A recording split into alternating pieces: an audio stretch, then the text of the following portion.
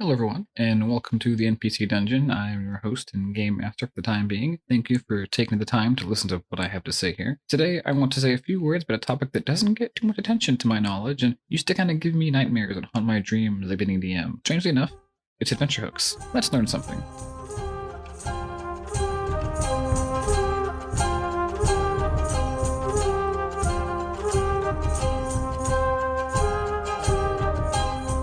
So, how can an adventure hook of all things be the bane of anyone's campaign? It seems like it's kind of the easiest part, and in many ways it kind of is. It's certainly the shortest part of most adventures, and you usually won't have to prepare too much combat or complex skill checks or anything like that, so it seems pretty simple on the outset, but really it's that very simplicity that may come back to bite you if not all that careful. Every good adventure needs a good start. A good introduction for what to expect, and kind of a lure to really pull your players in and get them interested and invested in whatever world-shattering adventure they're about to embark on. The hook is the first part of the adventure that your players really see, and it sets up a first impression of what the adventure is going to be all about. So let's try to make our first impressions good ones as we continue forward.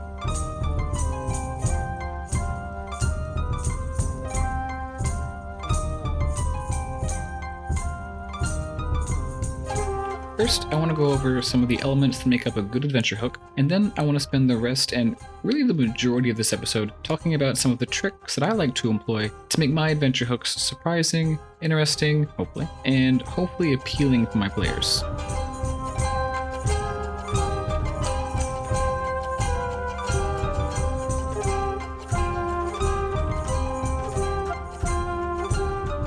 So, what makes a good adventure hook? As I already mentioned, a good adventure hook gets the players invested, if not interested, in the adventure to come. For example, if you start a prison break arc with your players, you want them to be full of rebellious energy. You want them to be ready to escape. You don't want them to be just going through the motions of the game, indifferent to the consequences, and it just kind of playing along. And that's really a good rule of thumb for any DM or any GM advice I can give. So you want them to be making their own decisions. You want them to be guiding the story. You want them to be finding creative solutions to the problems you present for them.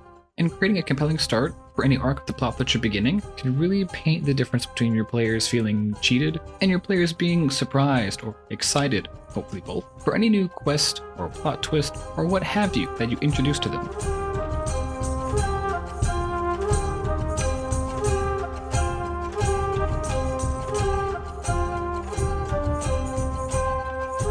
Another goal of a good adventure hook that I already kind of touched on a little bit is to be a good introduction for what the player should expect going forward into the adventure. They need to know, at least to some extent, what they're getting themselves into.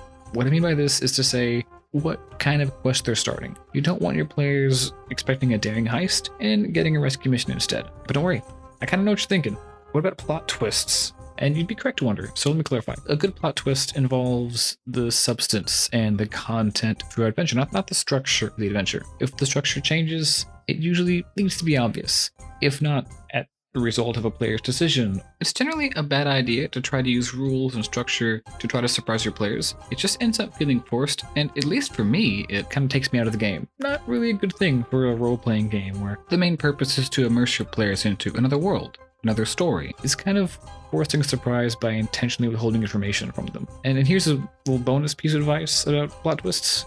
It's generally a bad idea to try to surprise your players by intentionally withholding information from them. Keep it simple. Be clear, be concise about the quest or the adventure that you're giving them. But I'm getting a little ahead of myself. I still want to go over a few more elements that make up a good adventure hook before I start going over how to go about incorporating those into your own adventure hooks.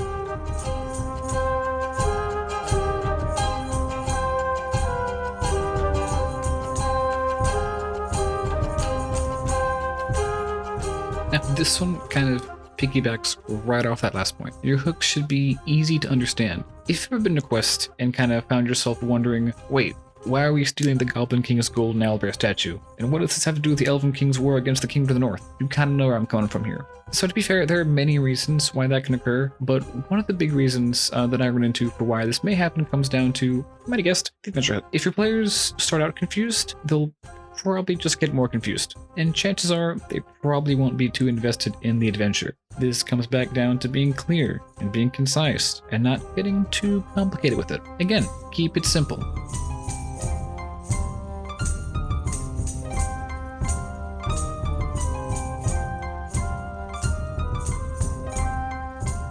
And this last one that I'm going to mention is all about making sure you keep continuity with the rest of the context that your adventure hook takes place in. Your adventure hook should lead smoothly from whatever your players were doing last. That is, if this isn't the first adventure or anything like that, and lead into this next quest. It not only grabs them and hooks them in, but also smoothly kind of transitions to it. So think, did your players complete a heist or steal something? In that case, maybe your adventure hook could easily be them just getting arrested, leading into a prison break arc. Did they collect the bounty on some powerful boss? Maybe this criminal mastermind has connections. Maybe they have connections that may try to attack and exact revenge on the players. One such attack may even end up tipping the players off to some kind of war going on between the various criminal syndicates vying for control under the very streets of an important port city or something, jeopardizing the lives of all those within, and the livelihoods of many of those around the world. So you can start to see how these ideas kind of might even help you generate quests, not just lead into quests, but also help you create new ones. And as far as context goes, how does this fit into the world at large? Who's giving the quest? Are they a realistic person to be giving the quest? Why? Why do they choose these characters? Is the party just an expendable resource for them or an invaluable asset? What led this person to give them this quest and what may come of it? How will they react to possible consequences? How will they react to failure? Will they deny involvement? Is failure even an option? These questions may seem like kind of big picture things, and in a way, again, they are, but it all starts and all begins with the hook. Knowing the answers to these questions will really help you to plan and pick just the right hook for your adventure. So hopefully now you kind of understand the nightmares these mischievous little plot devices gave me when I was kind of first beginning. But of course, I'm not trying to scare you. I just want to maybe introduce you to a few tools that you might not have realized that you had. So how can you achieve these goals in your own games? And how do I go about doing it?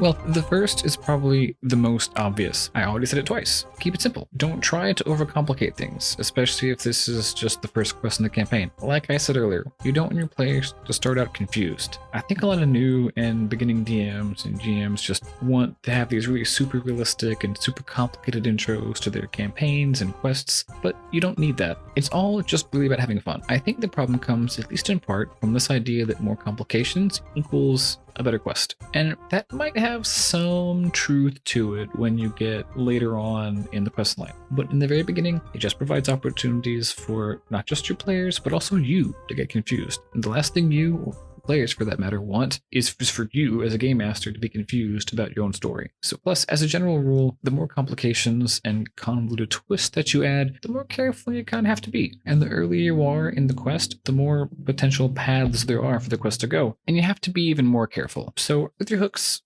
like I said, keep it simple. So it might, though, be tempting, just as a funny little example, and be ready for this, to say that, for example, one of your players has an item they lost before the campaign, so they have called upon an old friend, but before they can begin, they need to rescue one of the party members, and they meet a thief along the way. They end up allying with them, and then they're caught by a king who requests that they take another criminal with them before asking them to complete a quest for him. All right, that was a lot, so let's think about a simpler example. Let's say you have a campaign planned where you intend for your players to embark on a daring quest to save the world and restore justice or something, and then they all come back evil.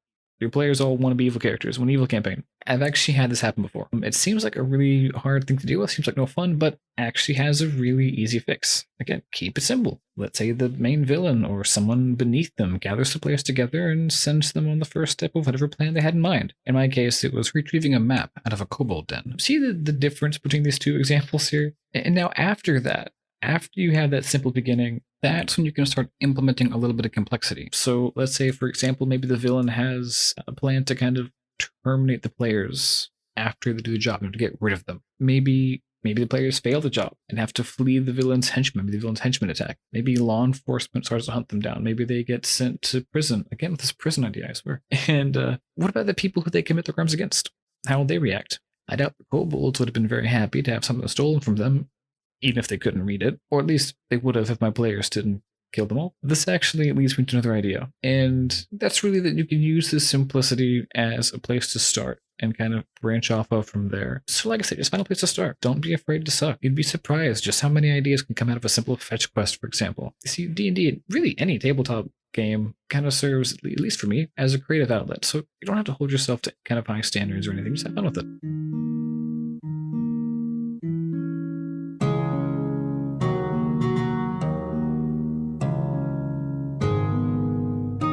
I also kind of recommend know what kind of quest you're giving. Knowing the kind of quest that you're sending your players on can help you know how best to open it. It can help you figure out things like where to begin, who's giving the quest, why is the quest important, what kind of situations can lead into such a quest or adventure being introduced. So I'm going to start out by just kind of listing off a bunch of different quest types. These aren't official or anything. It's definitely not an exhaustive list. I just kind of thought of it a few days ago, before the time I recorded this at least, and like I said, it's by no means an exhaustive list. So, to name a few, you have heist quests, you have bodyguard jobs. You might have your players escort someone or something important along a dangerous route or something. You might actually have your players do the transporting. Obviously, there are bounty hunting missions. In the same vein, there are monster hunting missions. On pretty much the opposite end of the spectrum, there are diplomacy missions. Maybe your players are sent to carry a message to someone important or negotiate for something on someone's behalf. You also have fetch quests, which can very easily be made into heists. You have rescue missions, prison breaks. Yep, you know how to do it. And you can also have your players break someone else out of prison, kind of like a rescue mission. There are mystery plots, like whodunits or missing persons, which again can turn very easily into rescue missions, and exploratory missions, where your players might be sent to clear out a cave or map out a new part of land or something like that. So let's go through some of these, just kind of as an exercise, and think of some ways that we might start an adventure from some of these types. So, what about a heist? So let's say the criminal mastermind saw the players do some daring mission in the past, kind of thought, oh, okay, those guys are pretty cool, maybe I can use them for myself, and decided to send a calling card to the players in some way, maybe leaving something on a player's doorstep or slipping it in a player's pocket or something. Anyway, these calling cards would then lead them to a location where they're given the quest. What about a fetch quest? Maybe the players ran into a monk earlier on. Maybe this monk is part of an order. They just lost some kind of sacred item, and maybe this monk contacts the players later on and sends them on the quest to get it back. I'll do one more example, and let's make this one like a rescue mission. This one can be just as simple as a quest on a bounty board. Really, a lot of things can be as simple as a quest on a bounty board. Could be a worried mother or worried brother or someone approaching the party about someone who went missing. Maybe they just overheard some people in a tavern talking about a missing person. It obviously depends on the specific quest, but I challenge you, think of a few alternate ways to start these and some hooks to introduce some of the other types that I just went over. Who knows, you may come up with your next big quest this way, or you may find a way to start one you've kind of maybe been stuck on for a while. But before you do, I want to kind of go over my thought process for those last three examples. So for the heist, I simply asked myself who would give this kind of quest and how they contact the players. For the fetch quest, I just thought of someone who would want something, in this case someone who would want something back, and try to figure out how they knew the players. And finally, for the rescue mission, I just thought of a couple different ways the players may find out about a quest. Obviously, there are many ways of going about these examples, and your players don't even have to be given the quest, just like with the rescue mission. Your players can sometimes just find out about these things, or the story can just naturally flow into them. Let's go back to the prison break. Again, no one will have to tell your players to escape. They'll just want to do it.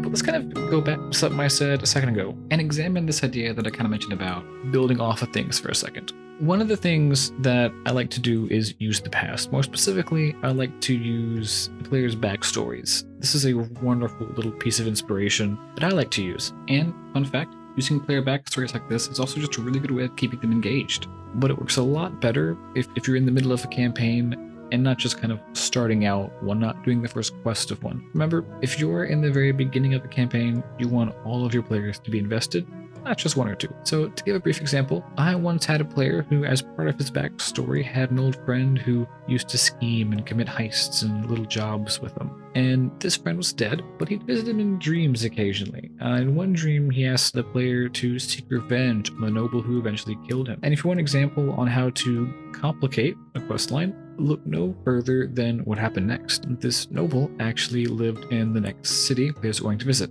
This city was pretty much taken over by a cult, and the noble actually helped to kind of supply a small rebel faction there. If the players wanted to help the rebels, this other quest line might have become an issue.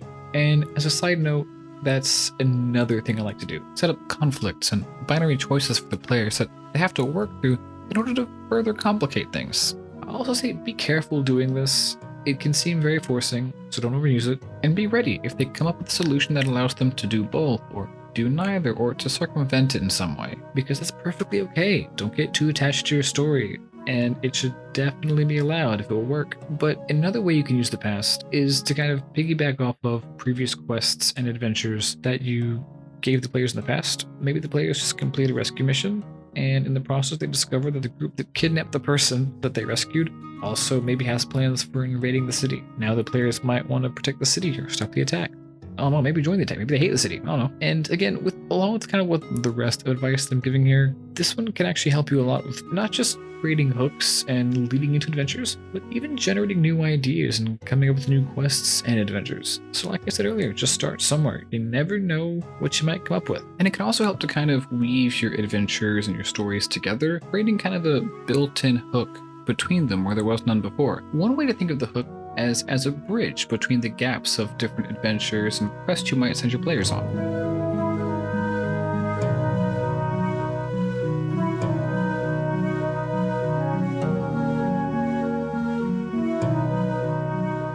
And lastly, I want to kind of mention a little bit about using your world and building off what you already world built and created for your world. And honestly, and I hope I don't sound too self-serving in saying this, but I really do think that this is just good advice in general. When planning an event or an encounter, ask yourself, how will the world react? When your players make a decision, ask yourself, how will the world react? And when your players start an adventure, again, ask yourself, how would the world react? One of the ways that I like to go about doing this is by reminding myself that the world doesn't revolve around the players. There are NPCs in the world that have their own goals, that have their own wants. They're not just going to wait around for the players to steal whatever thing they ask them to take. What are they doing in the background? Do they plan to stab the players in the back later?